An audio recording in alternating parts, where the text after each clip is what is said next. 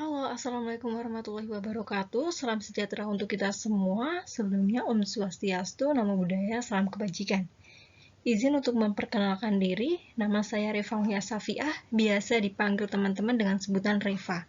Saya merupakan mahasiswi program studi atau jurusan Ilmu Administrasi Negara dari Universitas Tidar. Berbicaranya saya di sini untuk menyampaikan proposal bisnis saya mengenai usaha dengan nama Faiza PlayStation, di mana Faiza PlayStation ini merupakan usaha yang bergerak di bidang jasa persewaan, yakni untuk game PlayStation.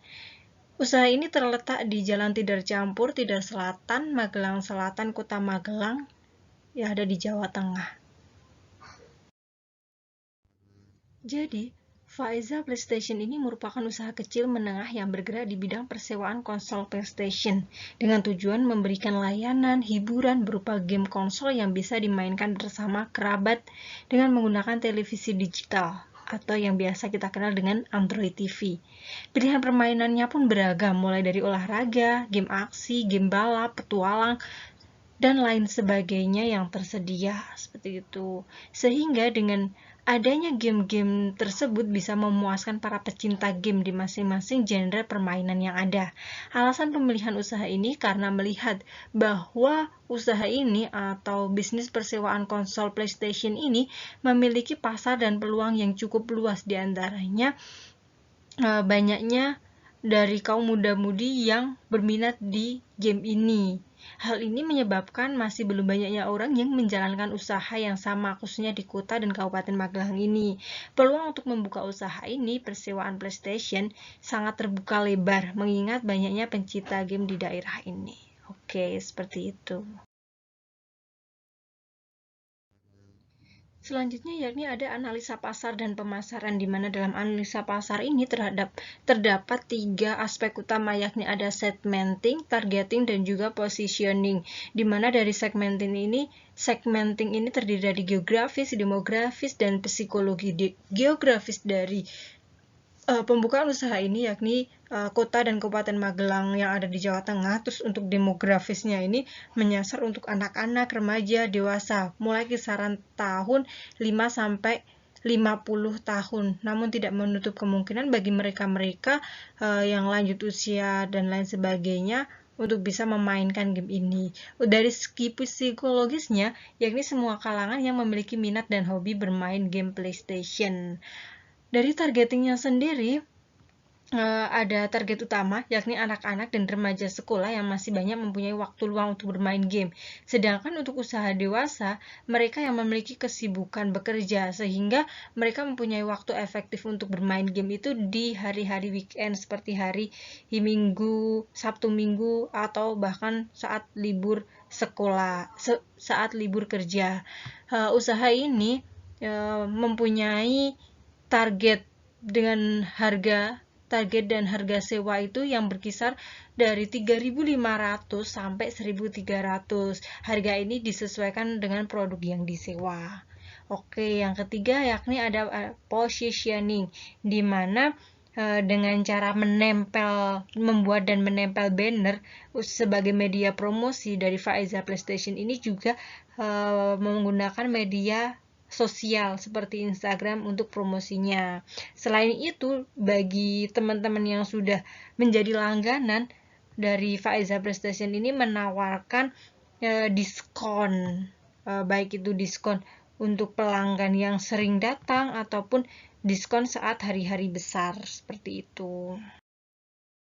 Oke, selanjutnya yakni ada strategi pemasaran. Dalam strategi pemasaran ini ada produk, price, promotion, placement, PayPal, dan juga proses, di mana produk ini merupakan jasa penyewaan konsol game PlayStation ya.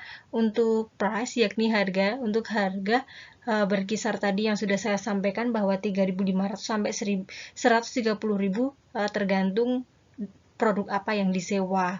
Selanjutnya ada promotion. Dalam promosi bukan kali ini tapi secara menyeluruh, Faiza PlayStation ini menggunakan selebaran flyer, terus banner, terus poster, dan juga di media sosial mereka menggunakan promosi juga dengan menggunakan iklan seperti itu. Untuk placement ini untuk mendistribusikan produknya dari Faiza PlayStation menawarkan bisa diantar sampai tempat tujuan persewaan seperti itu. Untuk people, sumber daya yang meningkatkan penjualan produk secara langsung maupun tidak langsung. Dalam hal ini seluruh kalangan. Untuk prosesnya mulai dari proses produksi dan pelayanan itu dilakukan dengan sepenuh hati. Pengerjaannya juga dilakukan langsung oleh pemilik usaha seperti itu. Masuk ke dalam analisa SWOT. Yang pertama ada strength. Strength dalam usaha kali ini yakni lokasi yang strategis, harga sewanya yang murah, pelayanan yang menurut kami itu ramah dan juga cepat, koleksi game itu banyak dan juga terbaru, peralatan pendukungnya juga keadaannya masih baik, serta memberikan bonus kepada pemain yang telah bermain sesuai kriterianya, melebihi kriterianya. Selanjutnya ada weakness. Untuk kelemahannya ini produknya ini kalau beli, yakni dengan penetapan modal itu cukup besar, perawatannya juga lumayan menguras uang, kemungkinan pelanggannya itu sepi saat jam sekolah, terus komponen dari game ini tuh juga mudah rusak. Selain itu belum memiliki SOP dan juga sumber daya yang masih terbatas. Yang selanjutnya yakni ada peluang atau opportunities, di mana usaha ini tuh dikembangkan di pedesaan, jadi untuk pesaingnya itu masih sedikit, terus ada banyak peminat dari game PS ini, terus dari jangkauan konsumennya juga lumayan oke gitu. Untuk yang threat atau ancaman, ini ada pelanggan yang menggunakan peralatan seperti joystick ini kadang belum sesuai prosedur gitu. Terus ada kemungkinan adanya pesaing yang membuka usaha yang sama karena mudahnya pembukaan usaha ini. Terus ada pelanggan yang tidak membayar karena beberapa faktor seperti teman lama, saudara, dan juga kerabat dekat, dan juga ada peraturan pemerintah yang membatasi kegiatan masyarakat. Mungkin untuk kali ini untuk kegiatan ini masih kayak dibuka lebar seperti itu. Untuk strategi SO-nya nih, intensitas pemasaran dengan pemanfaatan teknologi dan jaringan konsumen, terus ada mengoptimalkan pemanfaatan lokasi, terus meningkatkan skala perusahaan dengan mengalokasikan biaya pemasaran untuk membeli barang utama sewaan.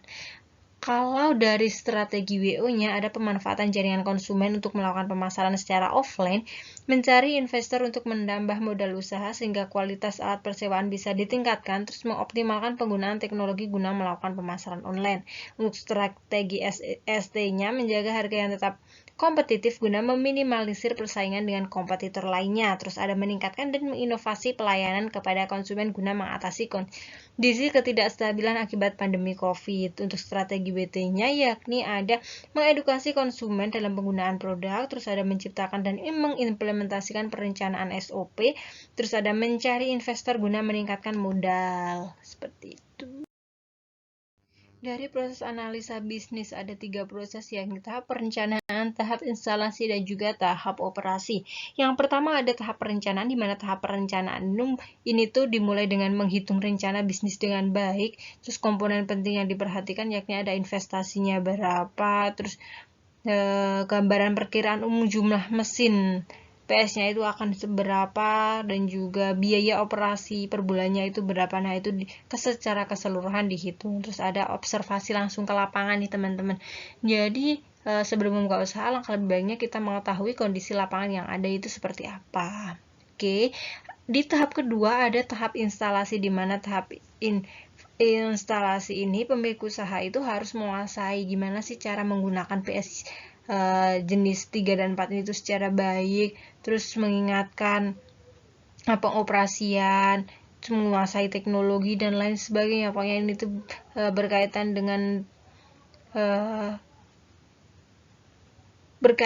dengan prosesnya seperti itu. proses sebelumnya itu, jadi persiapan yang matang gitu. Terus ini ada selanjutnya yang ketiga, yakni ada tahap operasi, di mana tahap operasi ini bisnis ini tuh sudah berjalan dengan lancar ya teman-teman. Pemilik usaha hanya tinggal menjalankan strategi usaha yang tadinya sudah direncanakan, seperti peralatan yang dibutuhkan itu sudah baik, terus sarana penunjang instalasinya, tata kelolanya itu juga sudah oke gitu. Jadi setiap persewaan prosesnya meliputi nanti nih dari pemilik usaha atau adminnya ini berkomunikasi dengan konsumen. Terus sebelum keluar dilakukan pengecekan nih, sekaligus packaging dan pengantaran unit nih. Kalau udah dicek unit yang masuk dan lain sebagainya, kalau udah baru boleh disalurkan ke konsumen. Kalau pengambilan juga begitu, dilakukan pengecekan. Kalau udah pengecekannya oke, baru boleh nih dikembalikan lagi gitu.